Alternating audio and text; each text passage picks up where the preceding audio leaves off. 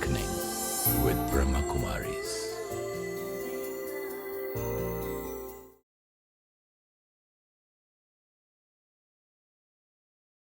ओम शांति। Awakening with Brahma Kumaris में आज फिर आप सबका स्वागत। माइंड मैटर्स इस श्रृंखला में इन दिनों हम बात कर रहे हैं बच्चों की। कहते हैं कि हमारे जीवन में जो कुछ हो रहा है वो समाज में जो कुछ हो रहा है उसी का आईना होता है, लेकिन कई बार समाज में जो कुछ हो रहा है अगर वो सही नहीं हमें लगता है तो हमें अपने जीवन को ज़्यादा बेहतर बनाने की ज़रूरत है, हमें ज़्यादा अवेयर होने की ज़रूरत है। इन दिनों जो हम बात कर रहे हैं वो छोटे बच्चों से जुड़ी हुई कर रहे हैं कि कैसे उनके जीवन में कई बार कुछ घटता है जो आगे चलकर मेंटल हेल्थ से जुड़ी प्रॉब्लम्स का भी रीज़न हो सकता है। इन्हीं पर कुछ और बात करते हैं। हर बार की तरह आज भी हमारे साथ हैं Brahma Kumari sister Shivani and well known psychiatrist doctor Avdhesh Sharma. आप दोनों का स्वागत। ओम शांति।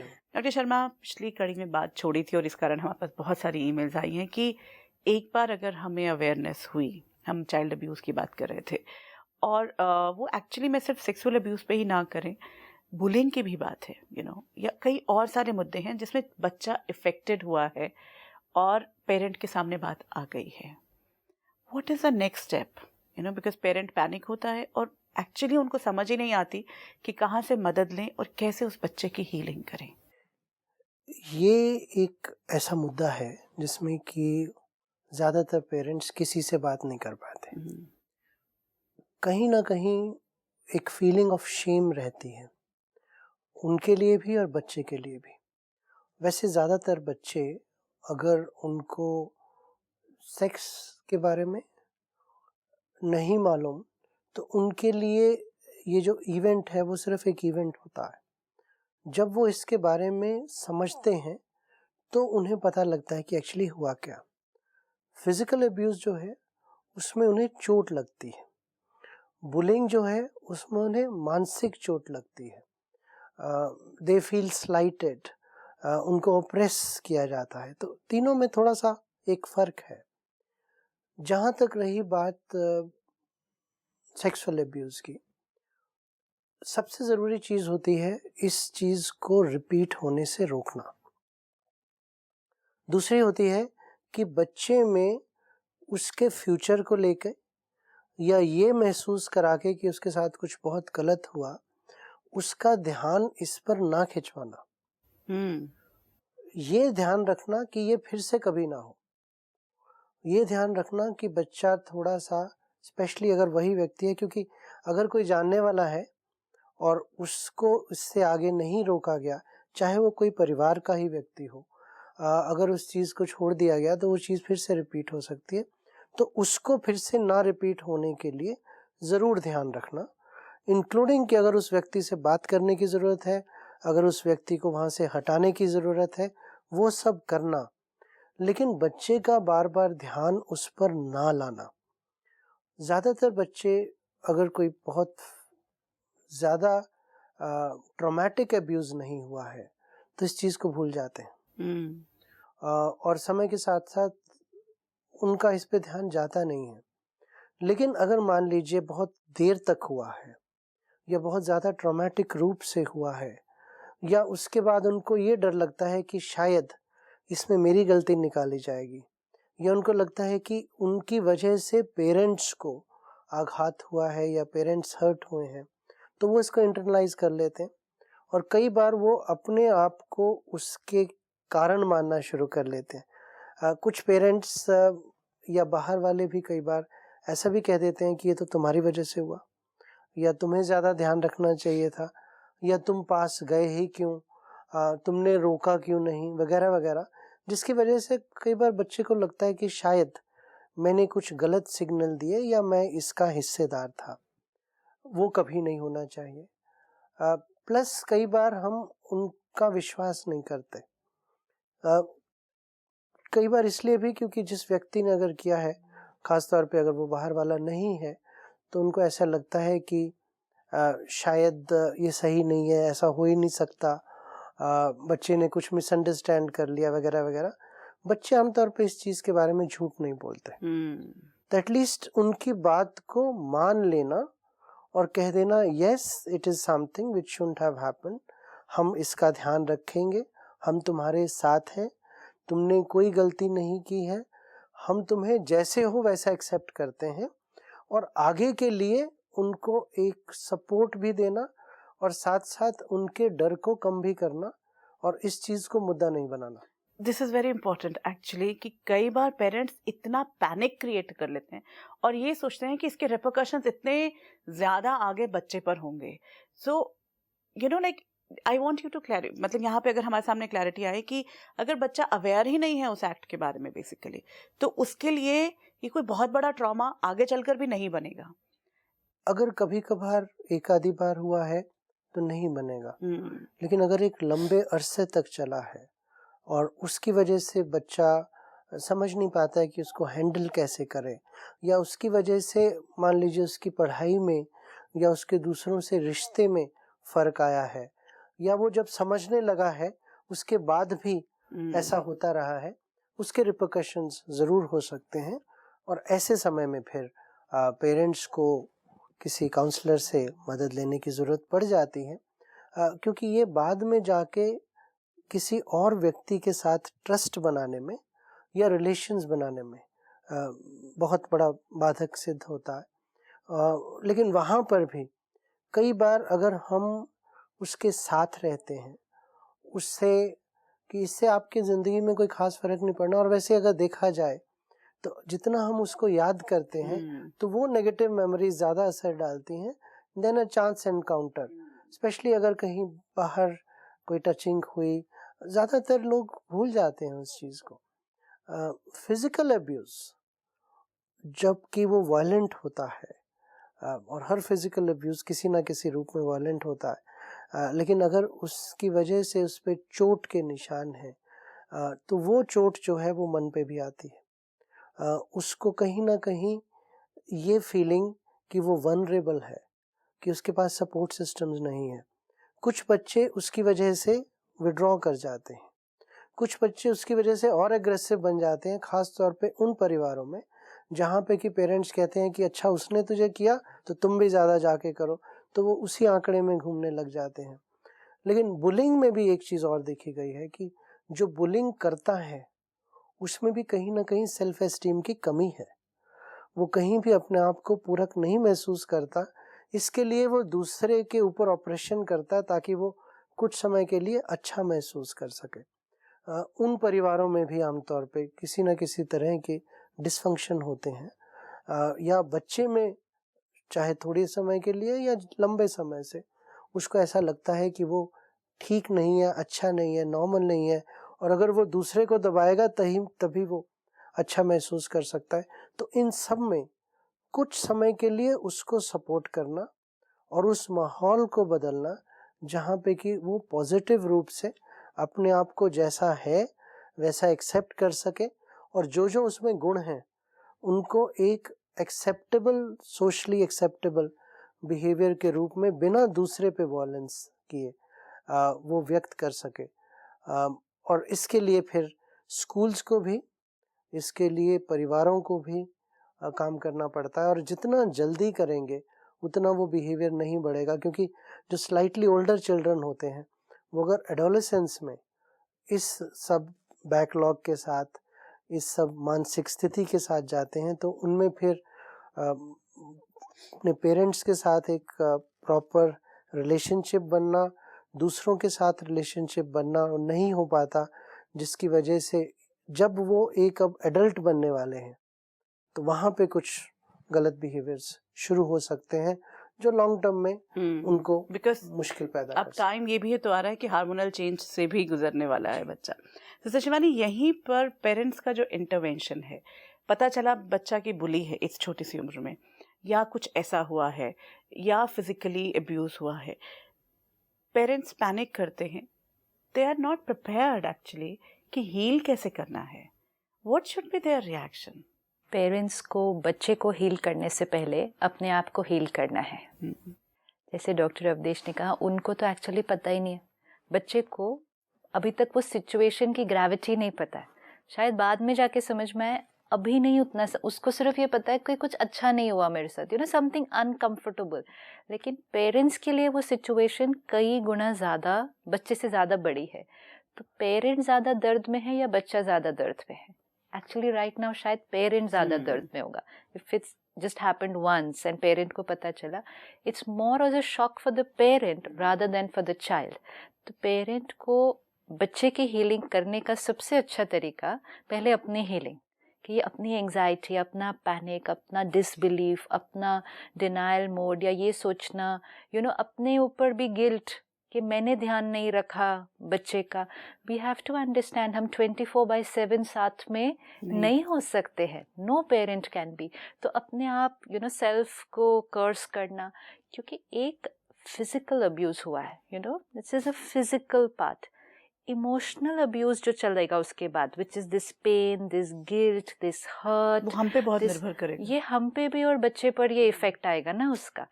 फिजिकल जैसे बताया, हुआ एंड गया. इट्स लाइक एन एपिसोड, हुआ एंड गया. लेकिन वो मेमोरी उतनी स्ट्रॉन्ग क्यों होती जाएगी? Because we will go through this emotional trauma. और ये इमोशनल ट्रॉमा कुछ देर नहीं चलता ना, फिर कई दिन, फिर उसका कैरी फॉरवर्ड. तो लेट अस अंडरस्टैंड अगेन कि वो बात इतनी है, लगती है बहुत बड़ी है, लेकिन हम उसको सच्ची में छोटा कर सकते हैं. हम कहीं उसको बड़ा ना कर दें. एंड मोस्ट इम्पोर्टेंट उसमें ये है कि ना बच्चे की गलती ना हमारी गलती. Why should we be feeling shamed? Why? हमने कुछ भी नहीं किया, बच्चे ने तो बिल्कुल कुछ नहीं किया, हमने भी कुछ नहीं किया. If anyone has to feel bad, it is the person who did it, not the person with whom it was done. तो उस बच्चे को फील नहीं करवाने की जरूरत है कि नहीं नहीं तुम बहुत अच्छे हो, we like you the way you are. Accord for the child तो तुमने कुछ किया ही नहीं है कि we should like you after that. तुमने तो कुछ भी नहीं किया है.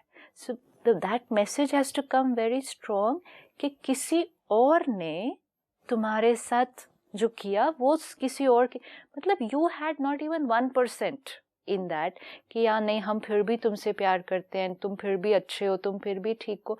ये सारी थॉट्स और वर्ड्स एक्चुअली उसके अंदर वो क्रिएट करेगा कि अच्छा कुछ किया था क्या, या कुछ मेरे से हुआ है. So we have to be 100% convinced कि इसकी और हमारी कोई गलती नहीं थी. अब अगर वो व्यक्ति कोई फैमिली मेंबर है, क्रिटिकल तब होगा. We will have to remember कि उस फैमिली मेंबर का ये संस्कार भी हो सकता है.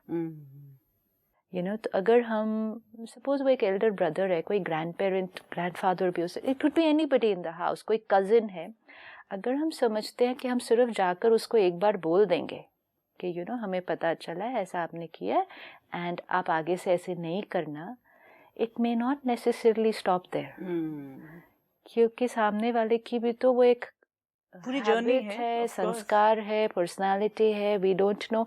हमें लगता है कि हमने बोल दिया, अब इसके बाद वो नहीं करेगा. ये नहीं होने वाला है.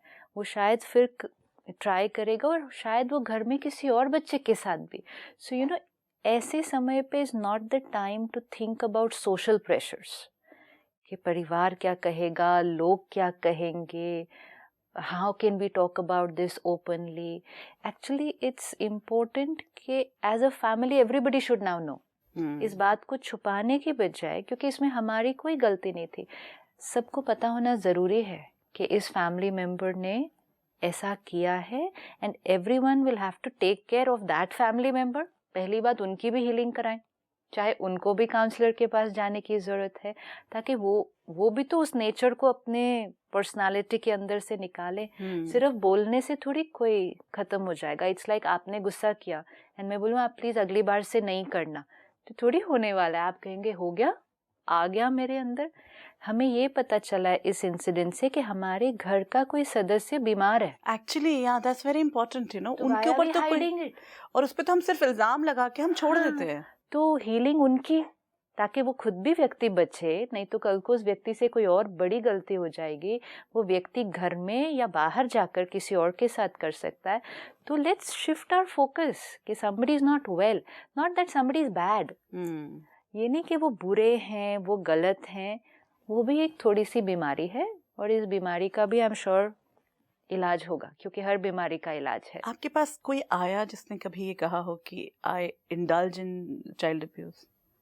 जी, people are aware and they working. People are aware. और कई बार एक इम्पल्स होती है जो कुछ लोग संभाल नहीं पाते, और ऐसा भी पाया गया है कि वो व्यक्ति जो खुद अब्यूज का शिकार रहा हो अपने बचपन में और उस समय उसको उससे बहुत हीन भावना आई, वो कहीं ना कहीं एक बीज बन सकता है फ्यूचर में उस व्यक्ति का अपनी उस फीलिंग को कम करने के लिए ऐसे ही बिहेवियर में जाने का।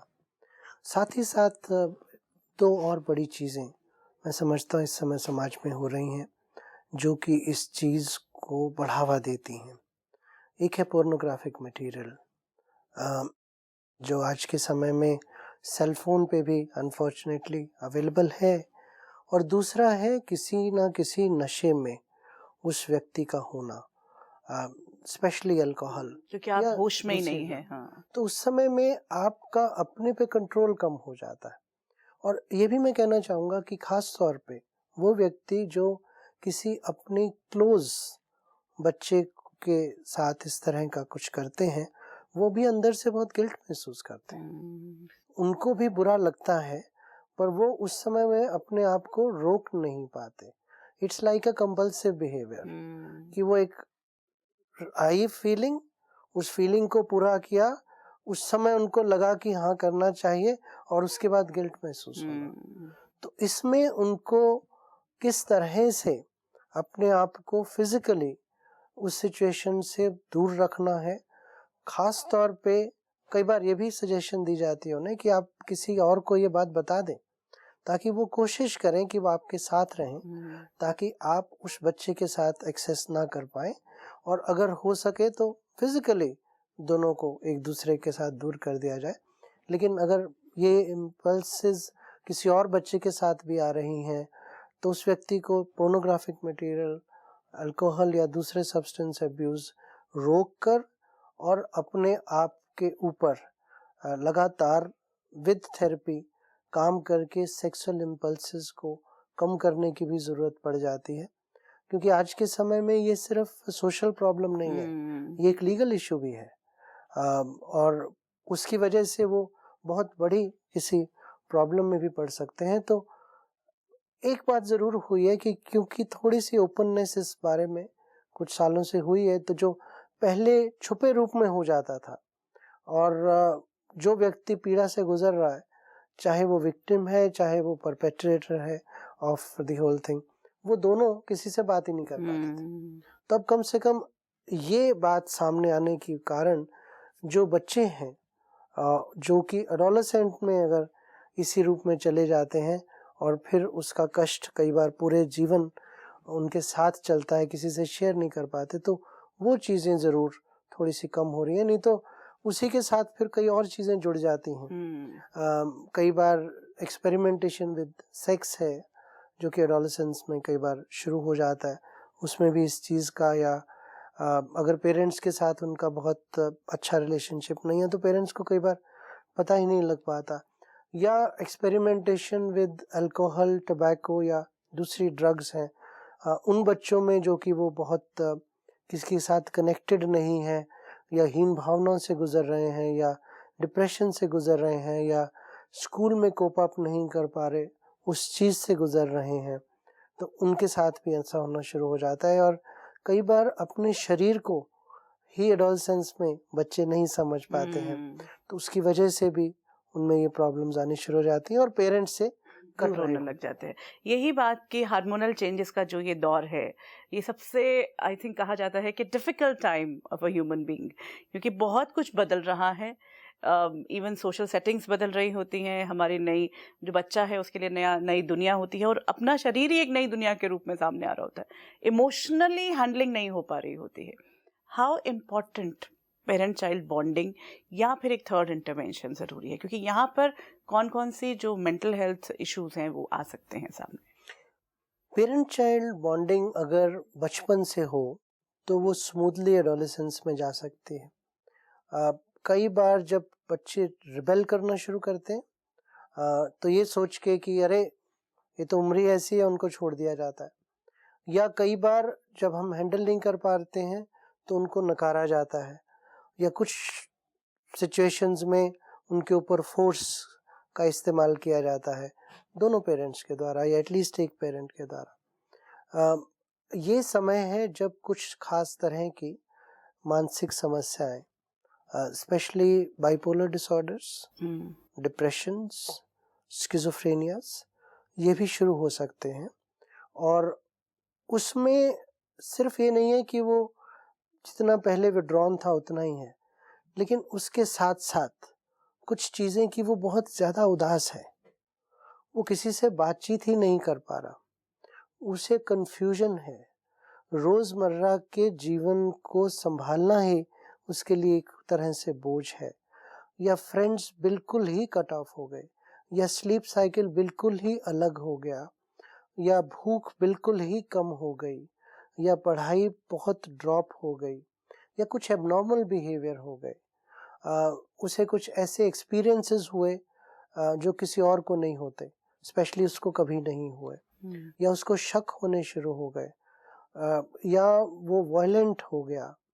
तो ये ऐसी चीज़ें हैं जो कि डेफिनेटली कुछ खास मेंटल प्रॉब्लम्स को दर्शाती हैं, और वो एडोलेसेंट क्राइसिस नहीं है। एडोलेसेंट क्राइसिस वैसे भी कुछ देर के लिए, कुछ लोगों के साथ, कुछ सिचुएशंस में हो सकता है, लेकिन अगर वो हर किसी के साथ है, या नॉर्मल से ज़्यादा है, या उस बच्चे के बिहेवियर से बिल्कुल अलग है, तो वो फिर सिर्फ एडोलेसेंट क्राइसिस नहीं है।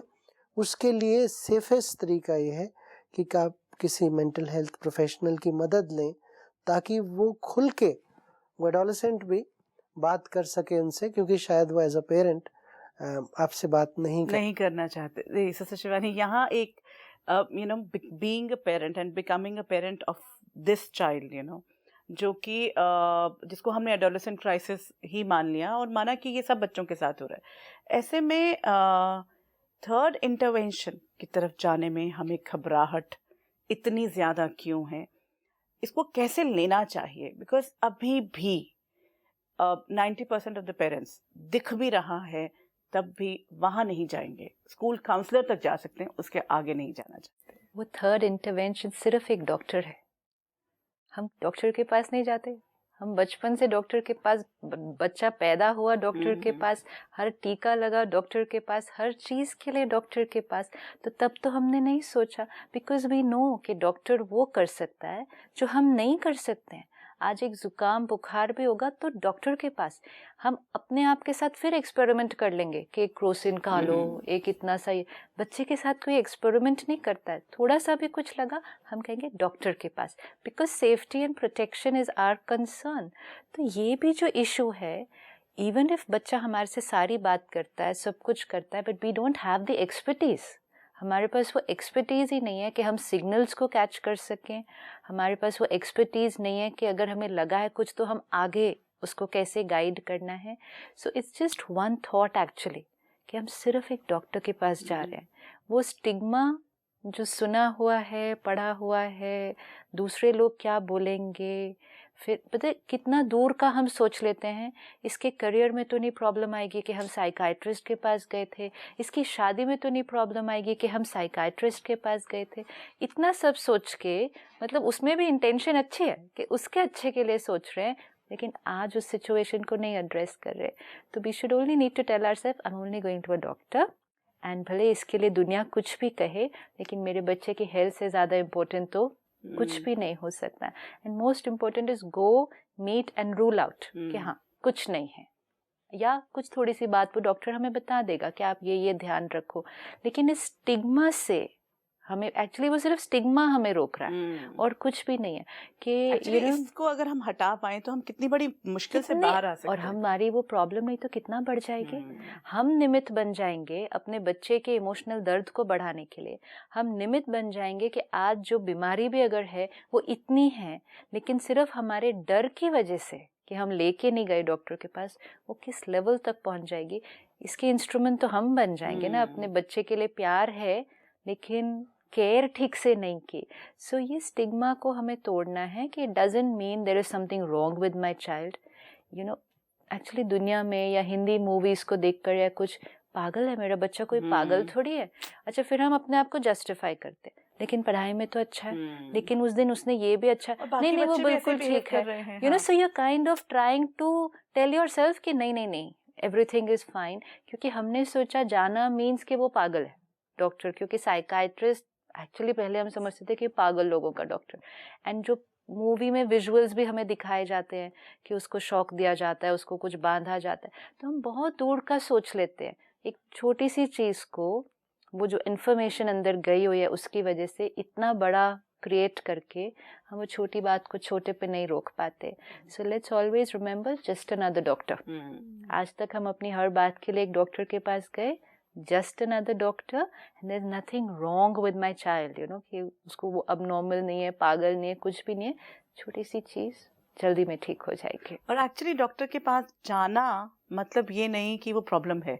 ज़्यादातर अगर आप जल्द जो इशू हैं उसको सॉल्व करने के लिए जाते हैं तो इस समय के इश्यूज थोड़े से एक अंडरस्टैंडिंग के साथ एक तरह का ब्रिज बन सकता है। कोई मेंटल हेल्थ प्रोफेशनल दोनों के बीच, पेरेंट्स और बच्चों के बीच, एडोलेसेंट के बीच, और बात वहीं पे ख़त्म हो जाती है। लेकिन अगर वो चीज़ चलती रहती है, सिम्टम्स बढ़ते रहते हैं, तो फिर वो आगे जाके एडोलेसेंट के बाद एडल्टहुड में भी प्रॉब्लम्स सामने आ सकती हैं। Doctor Avdhesh Sharma, sister Shivani, thank you so much आज की इस बातचीत के लिए। हमने पूरे सारे एज ग्रुप्स में देखा है कि किस तरह के सिम्टम्स जो हैं वो मेंटल हेल्थ इश्यूज जो हैं वो क्रिएट कर सकते हैं बच्चे में, and early interventions are important. तो आगे हम जो है मुद्दों पर जाएंगे, प्रॉब्लम्स पर जाएंगे, पर आज की बातचीत के लिए थैंक यू सो मच। ओम शांति। Children who face sexual abuse need parental support to understand that it was not their fault. Help the child to forget about it by not discussing it too much.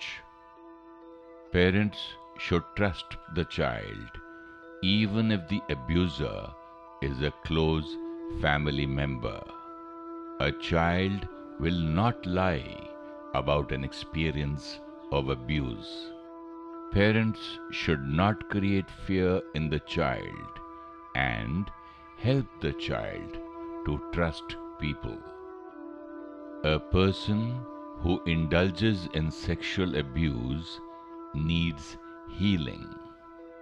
They need to keep away from alcohol and pornography, because these stimulants will increase the chance of indulging in it again. Therapy, spiritual practices, and meditation can help the person come out of this habit. A child who bullies others lacks self-esteem. He oppresses other children to feel good about himself. It gives him a false sense of power and self-worth. The child needs healing at home and made to feel good about himself by focusing on his qualities and accepting him. If you wish to discuss your problem or have a question to ask or want to know your nearest Raj Yoga Meditation Center, write to us on awakening@pmtv.in or call us on 09999 559 660. Om Shanti Om.